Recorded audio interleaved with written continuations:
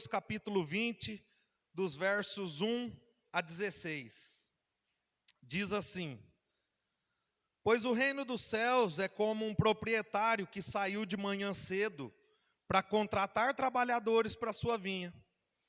Ele combinou pagar-lhes 1 denário pelo dia e mandou-os para sua vinha. Por volta das 9 horas da manhã, ele saiu e viu outros que estavam desocupados nas praças. E lhes disse: Vão também trabalhar na vinha, e eu lhes pagarei o que for justo. E eles foram. Saindo outra vez por volta do meio-dia e das 3 horas da tarde, fez a mesma coisa. Saindo por volta das 5 horas da tarde, encontrou ainda outros que estavam desocupados e lhes perguntou: Por que vocês estiveram aqui desocupados o dia todo? Porque ninguém nos contratou, responderam eles. Ele lhes disse: Vão vocês também trabalhar na vinha. Ao cair da tarde, o dono da vinha disse ao seu administrador: Chame os trabalhadores e pague-lhes o salário, começando com os últimos contratados e terminando nos primeiros.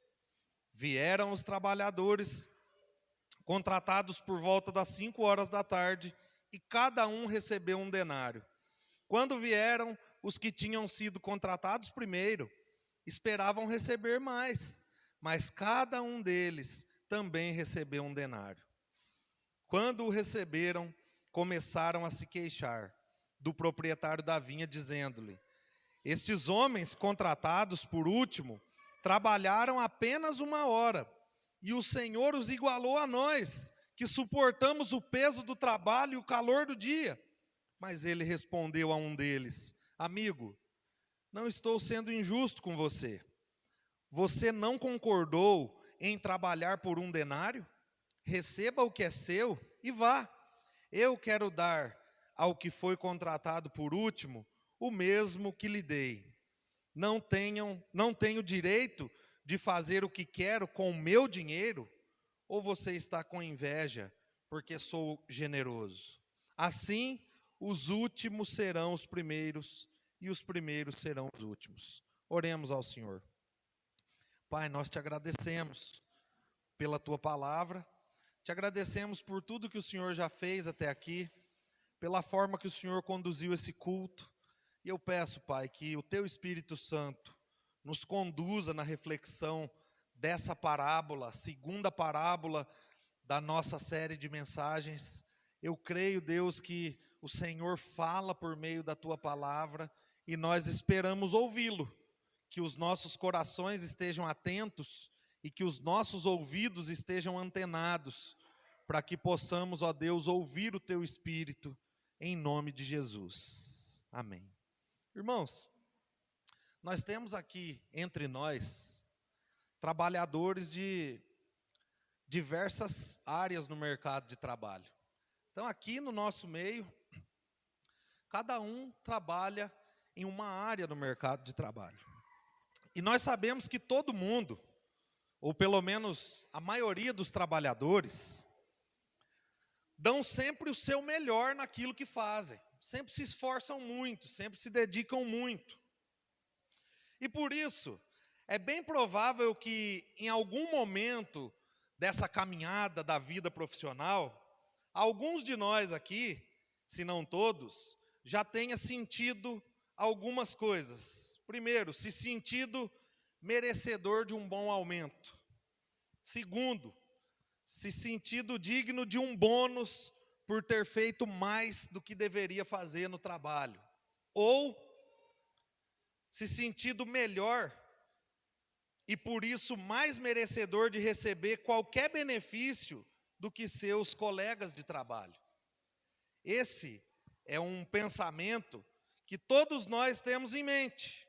Quanto mais nós trabalhamos, mais nós merecemos ganhar. Ou seja, nós recebemos de acordo com o que nós merecemos. Porém, Jesus, quando ele ensina os discípulos a respeito da dinâmica do reino de Deus, ele vai mostrar que no reino de Deus as coisas não funcionam bem assim. que no reino de Deus as coisas são um pouco diferentes.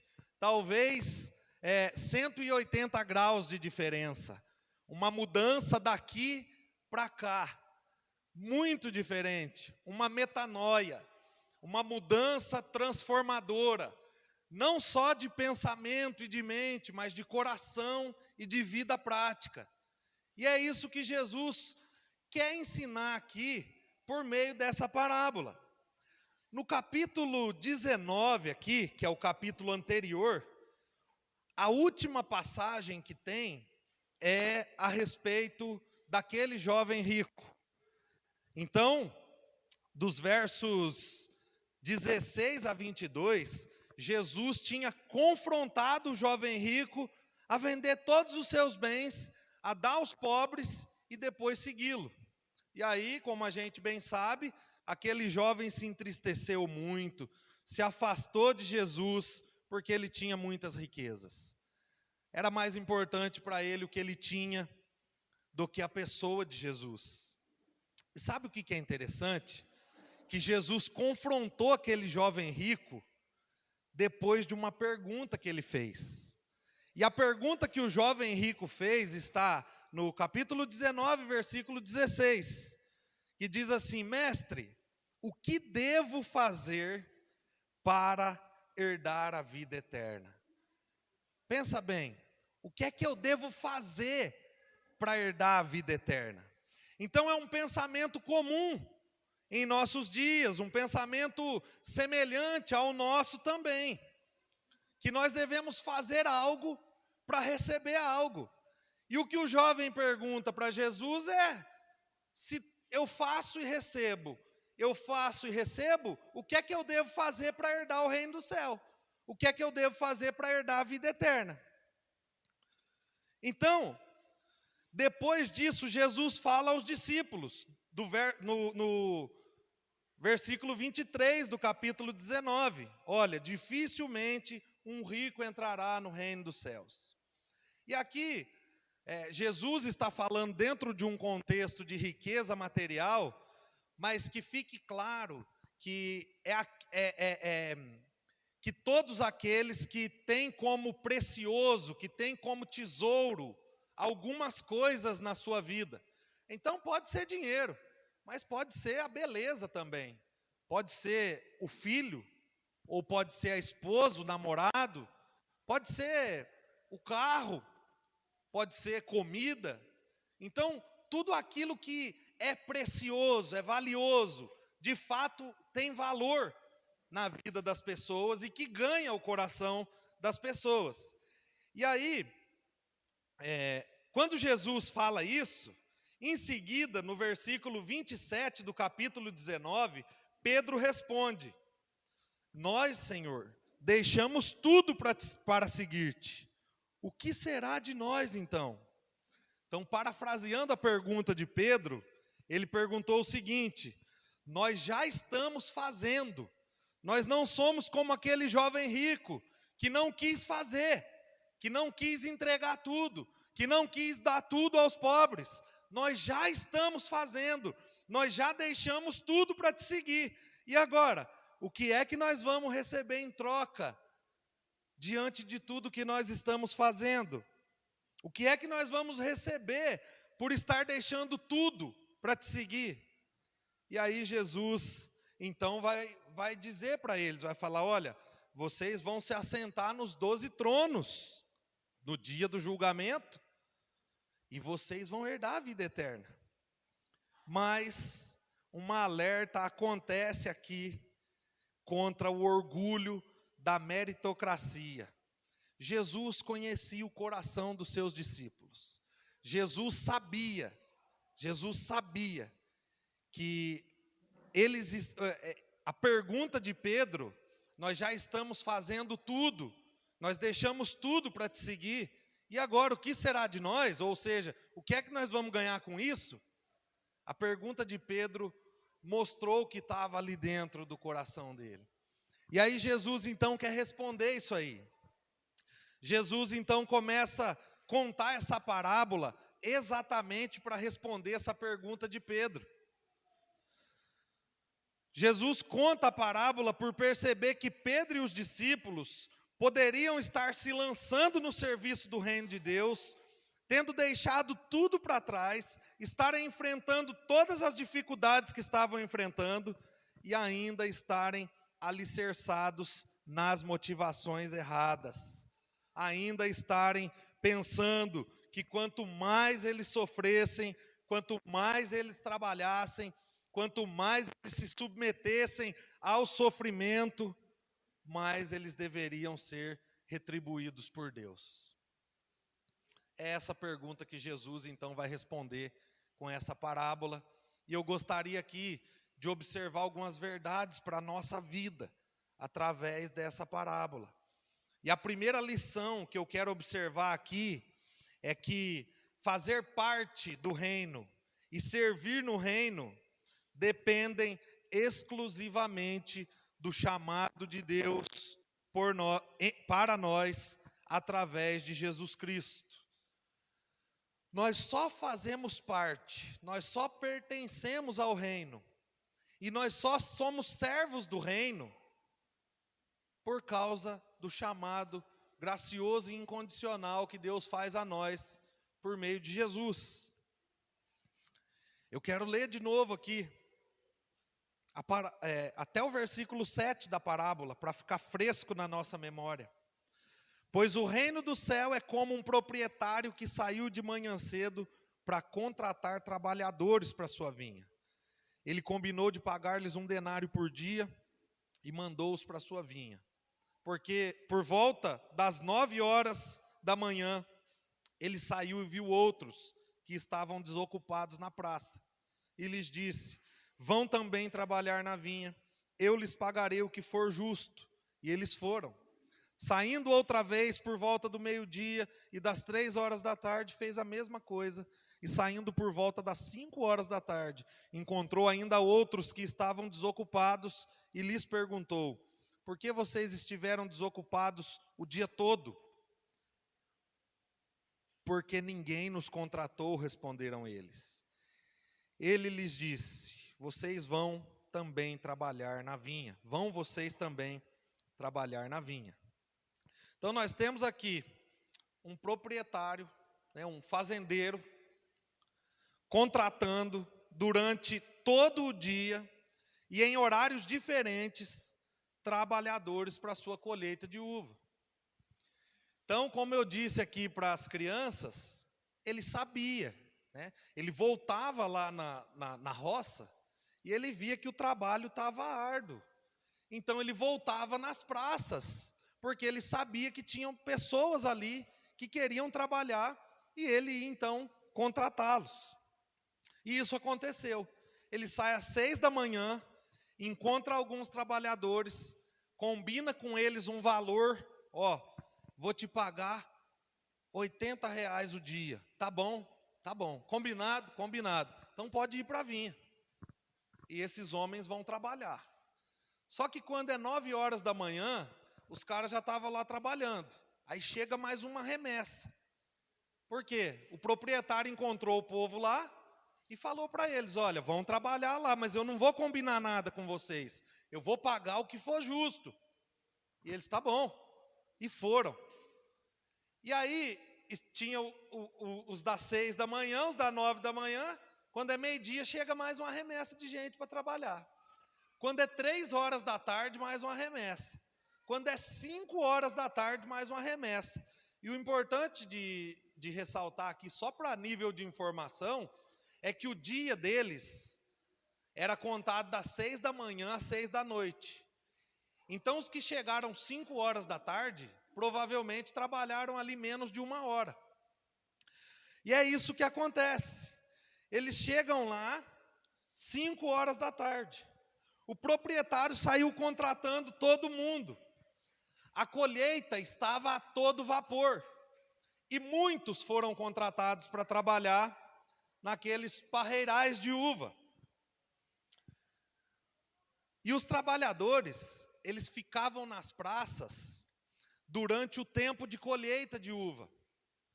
Lugar onde as praças eram o lugar onde os desempregados ficavam.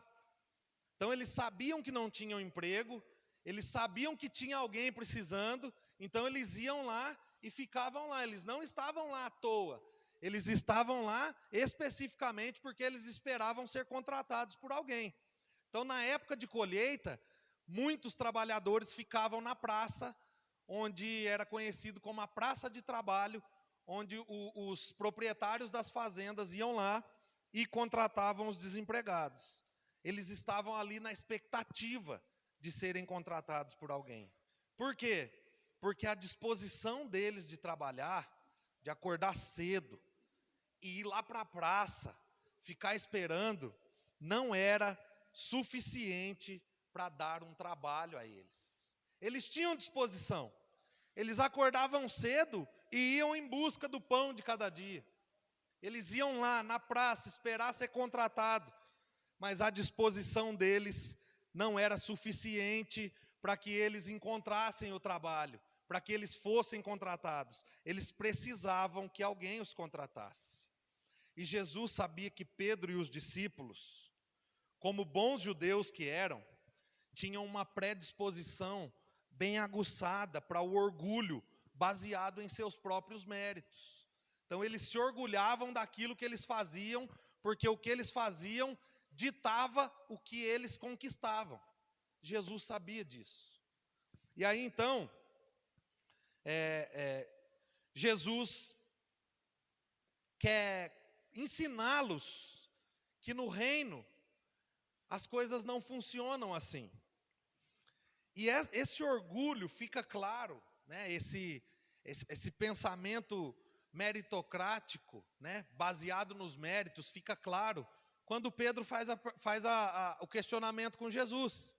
Quando ele fala: Senhor, e nós, como eu disse, não somos como esse jovem rico que não quis deixar tudo. Nós já deixamos tudo, nós já fizemos. E o que é que vai ser de nós? O que é que nós vamos ganhar com isso? Então, por isso, Jesus ele vai mostrar agora para Pedro e para os discípulos que eles só deixaram tudo para segui-lo, porque o próprio Jesus foi até eles na beira do mar, na coletoria, foi ao encontro deles nas estradas, foi ao encontro deles debaixo da figueira e os chamou. Que a predisposição deles para adorar a Deus não era suficiente também.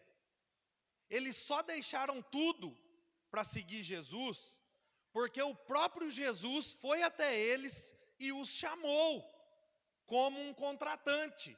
Foi até eles e deu a eles habilitação para participarem do grupo dos discípulos.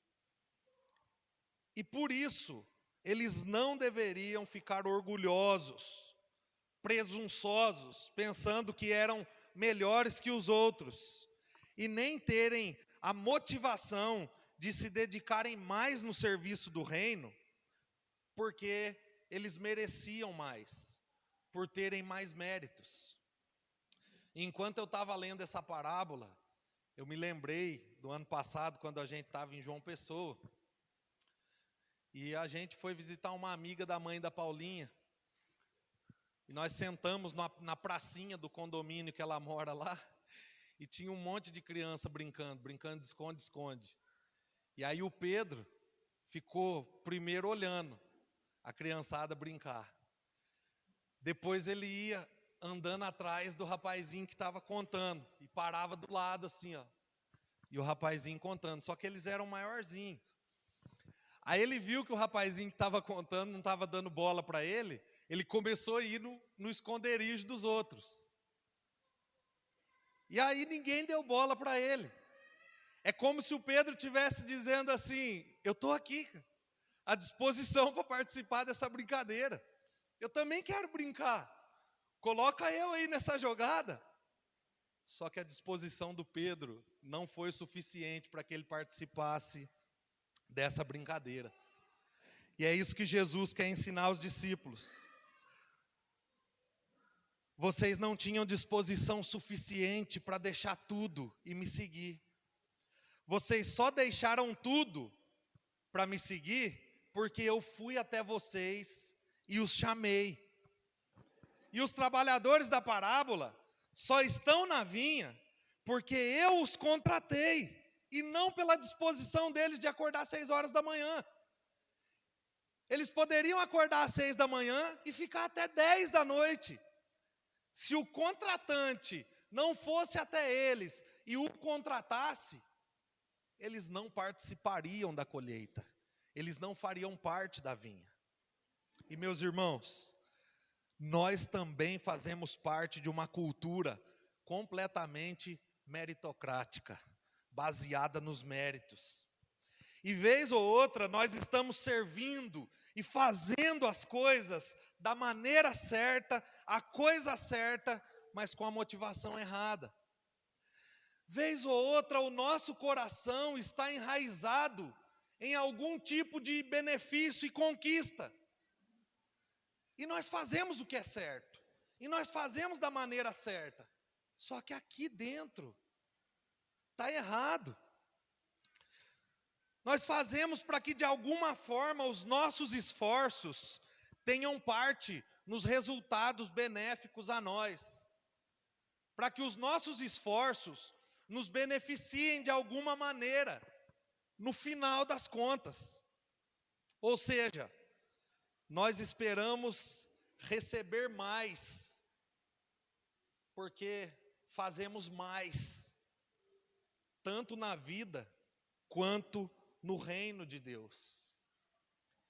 É triste pensar sobre isso, mas nós conhecemos crentes e igrejas, e nós fazemos parte de uma comunidade de crentes e de uma igreja, e nós sabemos que vez ou outra,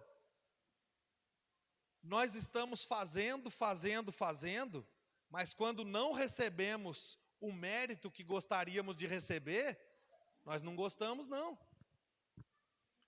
Quantas vezes nós já não vimos isso? Irmãos brigando para ser reconhecido, porque fez isso ou aquilo. Quantas vezes nós talvez não brigamos para ser reconhecido, mas ficamos chateados porque ninguém reconheceu o que nós fizemos. É uma mentalidade baseada no mérito também. Nós aprendemos que se nós estudamos mais, nós somos mais inteligentes, é verdade. Se nós fazemos uma faculdade, nós ganhamos mais dinheiro, é verdade. Mas no reino não. E nós precisamos alicerçar a nossa vida nas verdades do reino. Por quê? Porque quando olhamos para a cruz, nós vemos que fazer parte do reino de Deus e servir ao reino de Deus só é possível por causa da graça, e não pelos nossos esforços, e muito menos pela nossa disposição, e menos ainda pela motivação do nosso coração. Então, ainda que tenhamos tal disposição, uma disposição bem aguçada para o serviço, sem o chamado de Cristo para pertencer ao reino, nós não podemos fazer parte dele.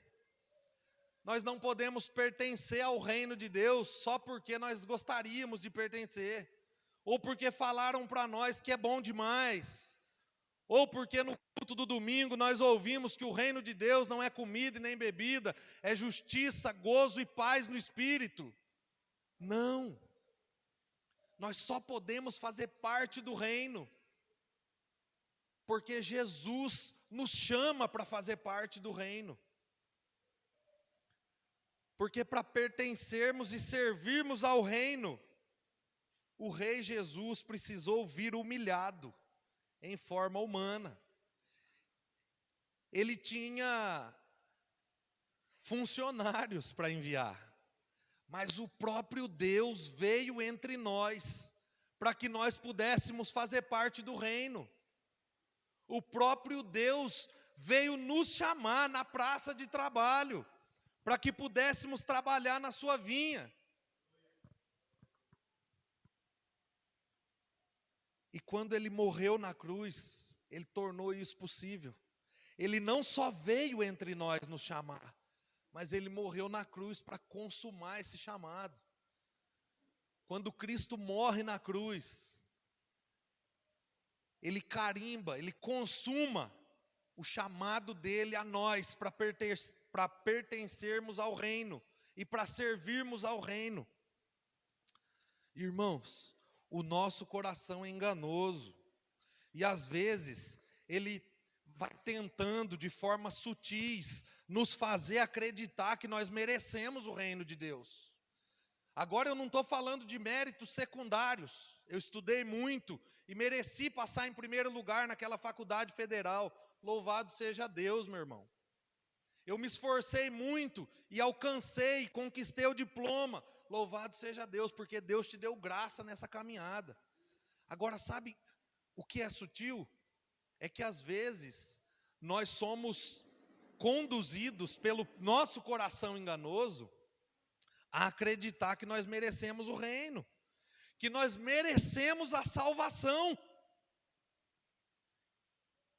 e que nós merecíamos que Jesus morresse na cruz por nós. Mas, irmãos, todas as vezes que isso acontecer, nós devemos nos lembrar que, de acordo com a Bíblia, nós não merecíamos nada disso. De acordo com a Bíblia, o que nós merecíamos era somente a condenação. Uma vida distante de Deus, uma vida sentenciada, sem esperança, sem salvação, sem Deus no mundo, por causa do pecado.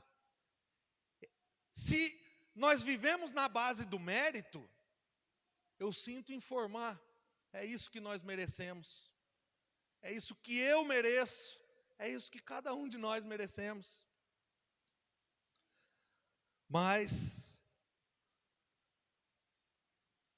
por estarmos nós podemos desfrutar da dádiva da salvação, não pelos nossos méritos, mas pelo chamado e mérito do nosso Rei e Salvador Jesus. É por causa dele, é pelos méritos dele, é pelo que ele fez na cruz, que nós podemos desfrutar de tão grande salvação, que nós podemos trabalhar na vinha dele, que nós podemos nos assentar à mesa com ele, como fizemos hoje aqui na ceia. Não é pelos nossos méritos, não são os nossos méritos.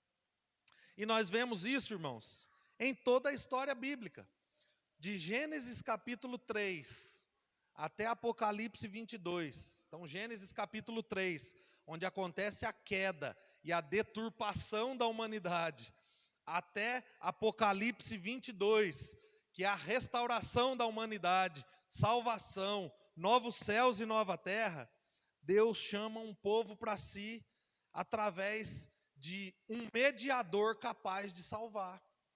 E esse mediador é Jesus. Desde o Antigo Testamento, Deus chama por meio de Jesus. Como? No Antigo Testamento, antes da vinda de Jesus, ele chamava um povo para a salvação através do Messias que viria. Quem é o Messias que viria? Jesus. E depois que Jesus veio e nasceu, ele começou a chamar um povo para a salvação através do Messias que veio e voltará. Então, do princípio ao fim, é pelos méritos de Cristo que nós podemos fazer parte da sua vinha. Ele nos chamou e nos atraiu para si mesmo, para que pudéssemos desfrutar de tão grande salvação, e para que pudéssemos servi-lo com alegria no seu reino, na sua vinha. E a segunda lição que eu quero observar aqui, irmãos, nessa parábola, é que a justiça do reino de Deus é diferente do nosso conceito de justiça, e não está baseada nas nossas obras, mas na obra de Jesus. Vamos ler do verso 8 ao 16. Ao cair da tarde, o dono da vinha disse ao seu administrador: chame os trabalhadores e pague-lhes o salário, começando com os últimos contratados e terminando nos primeiros. Vieram os trabalhadores contratados por volta das 5 horas da tarde, e cada um recebeu um denário. Quando vieram os que tinham sido contratados primeiro, esperavam receber mais, mas cada um deles também recebeu um denário. quando o receberam, começaram a se queixar do proprietário da vinha, dizendo-lhe: estes homens contratados por último trabalharam apenas 1 hora, e o Senhor os igualou a nós, que suportamos o peso do trabalho e do calor do dia. Mas ele respondeu a um deles: amigo, não estou sendo injusto com você. Você não concordou em trabalhar por 1 denário? Receba o que é seu e vá. Eu quero dar ao que foi contratado por último o mesmo que lhe dei. Não tenho o direito de fazer o que quero com o meu dinheiro?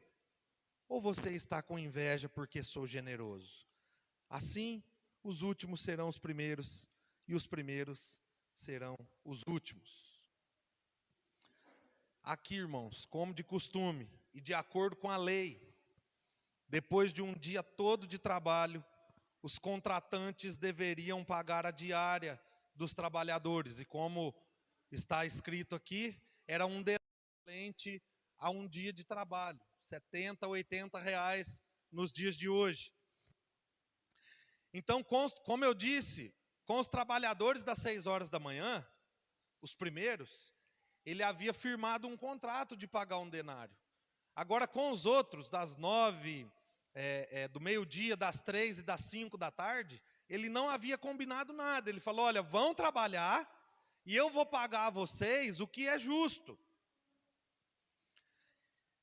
Então, o administrador começou a chamar os trabalhadores para pagá-los.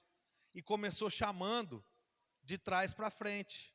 Vamos começar a pagar de forma proposital, isso acontece. Vamos começar a pagar com os que chegaram por último, então. E aí aquela fila, né? Imagina, anunciar lá no meio da roça: ó, pessoal, nós vamos começar a pagar a diária. Vem quem chegou por último aqui e vai fazendo a fila aqui, até quem chegou primeiro fica no final. E aí fez aquela fila. E o pagamento começou a acontecer. Só que quem estava lá no fundo tinha chegado 6 horas da manhã para trabalhar. E ele viu o que tinha chegado 5 horas da tarde sair com 80 na mão. O dia de serviço na mão. Rapaz, o negócio ficou feio. Coração pulou. Meu amigo, eu trabalhei muito mais do que esse rapaz. Eu suportei o trabalho pesado, o calor do dia, das 6 da manhã às 6 da tarde, e vou receber igual? Que justiça é essa? Eles começaram então a questionar a justiça do dono da fazenda, do proprietário. Eles pensaram o quê? Nós trabalhamos mais, nos esforçamos mais, temos que ganhar mais, nós merecemos.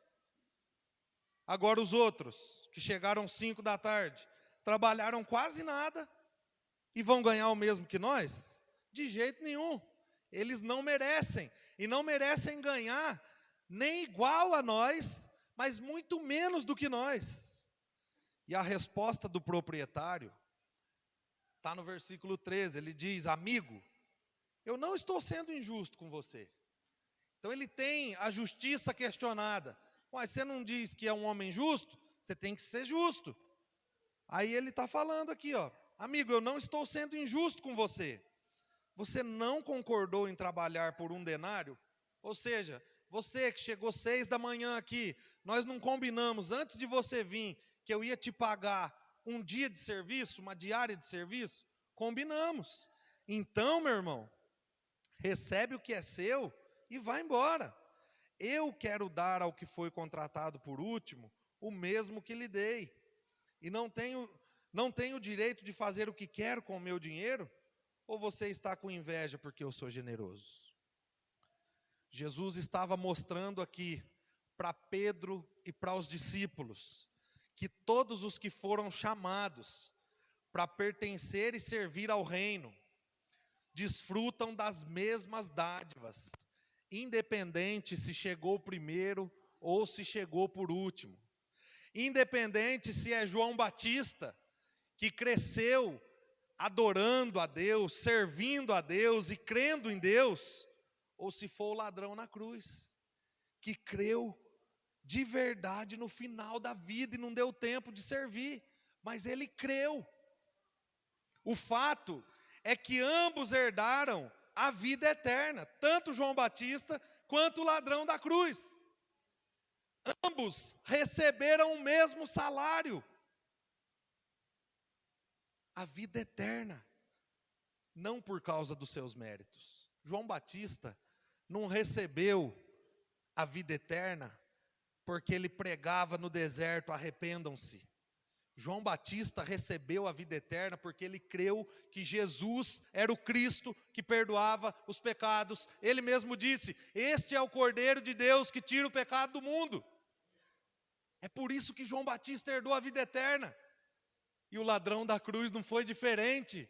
Ele creu e Jesus olhou para ele e disse: hoje mesmo tu estarás comigo no paraíso. Não foi pelos méritos de um ou deméritos de outros, mas foi pelo mérito de Cristo na cruz do Calvário, irmãos. E nós não devemos servir a Jesus esperando recompensas. Deus é infinitamente generoso e bondoso e sempre nos dará muito além do que nós merecemos. Assim como Ele fez com João Batista, com o ladrão da cruz e com esses trabalhadores das 5 horas da tarde. Ele deu a eles muito mais do que eles mereciam. Diante disso, nós podemos entender o orgulho que estava oculto no coração de Pedro, naquela pergunta de Pedro.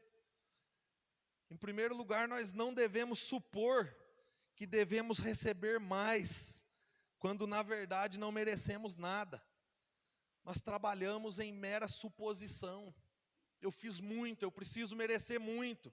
Olhe para a cruz, meu irmão.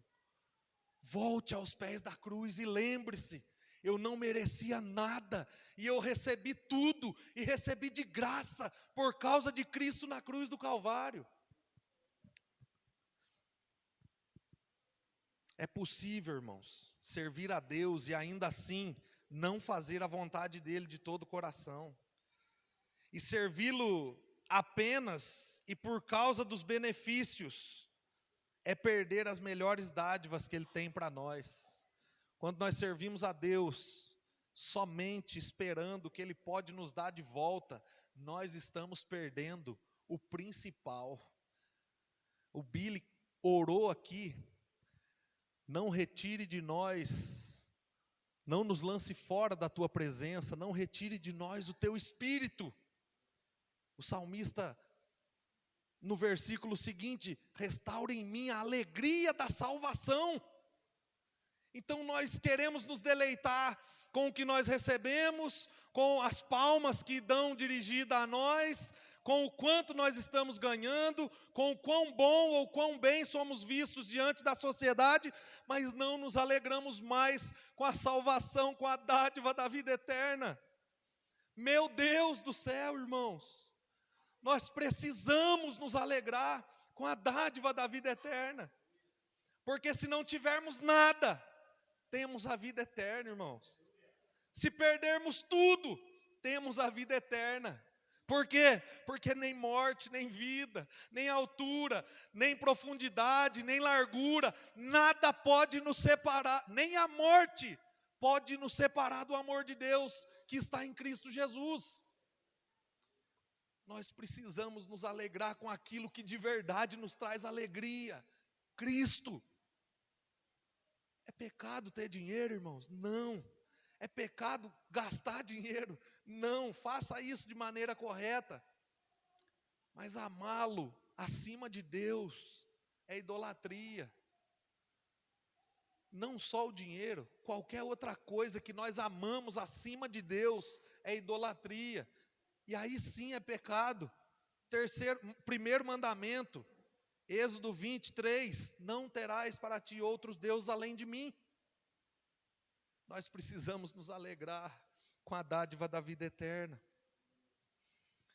E há outro perigo no orgulho de Pedro.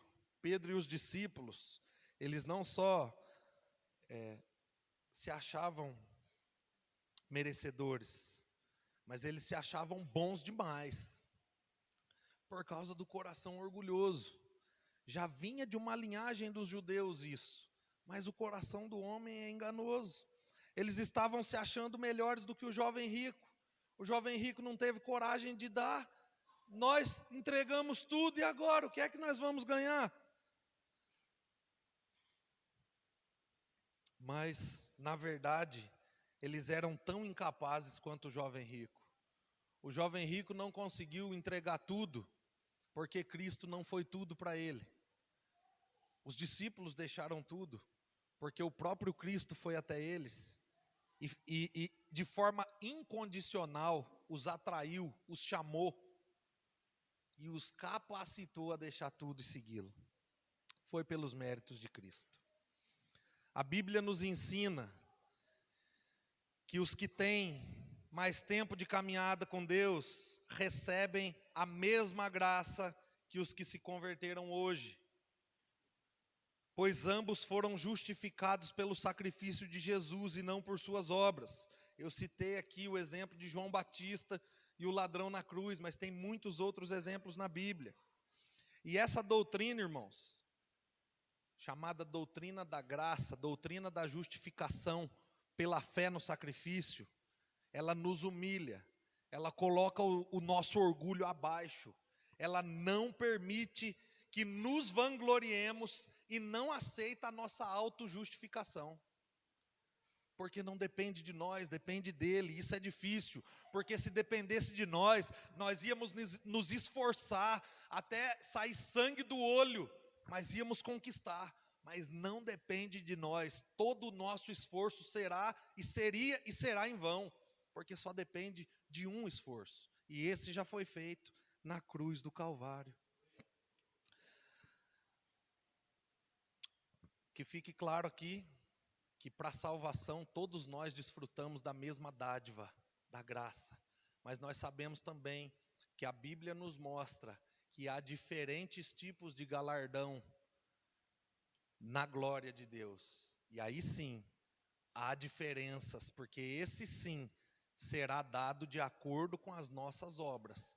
Mas isso é dado aos crentes, aos salvos, e não é aberto a todos, é somente aos salvos. Mas as dádivas da justificação, para pertencer e servir o reino de Deus, não estão ligadas às nossas obras, mas às obras de Jesus.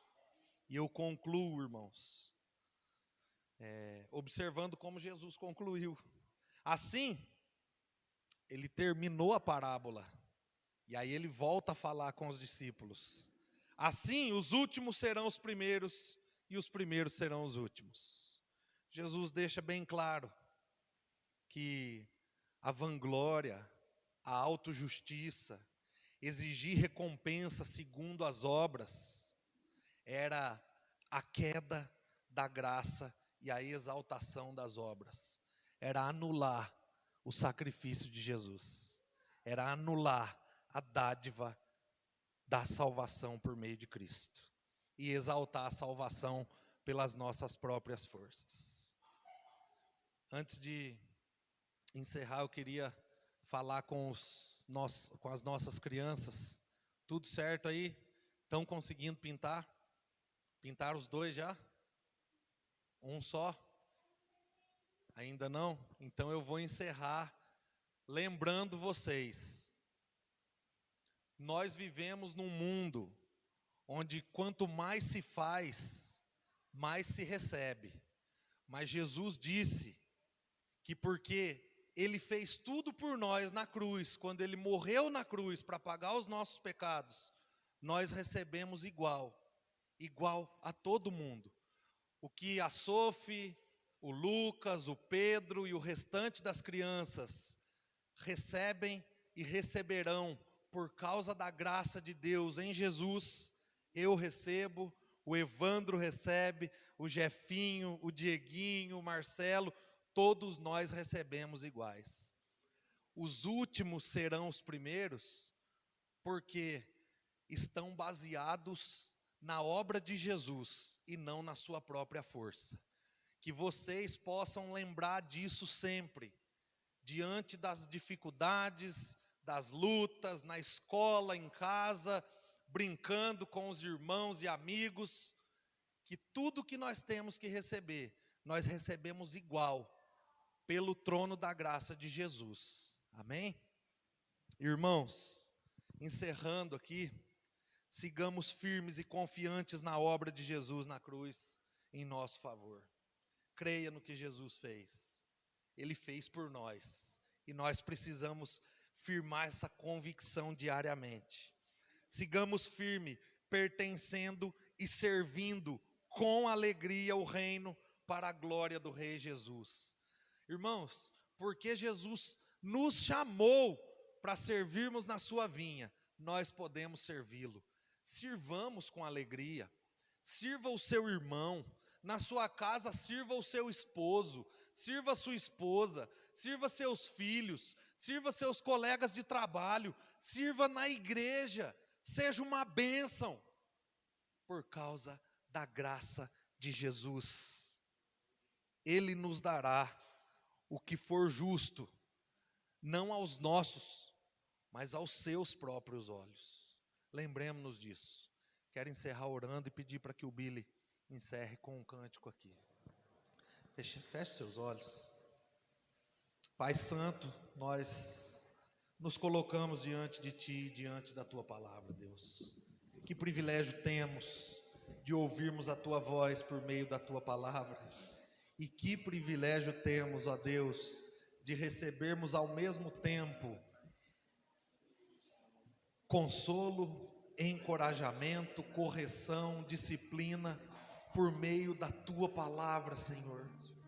Ajuda-nos, ó Deus, a olharmos aos pés da cruz e nos lembrarmos que não somos melhores que ninguém, porque estamos aqui dentro da igreja, mas que nós só estamos aqui, só pertencemos ao Teu corpo, porque o Senhor mesmo, cabeça, habitou entre nós, morreu na cruz do Calvário e nos deu oportunidade de vida eterna pela fé.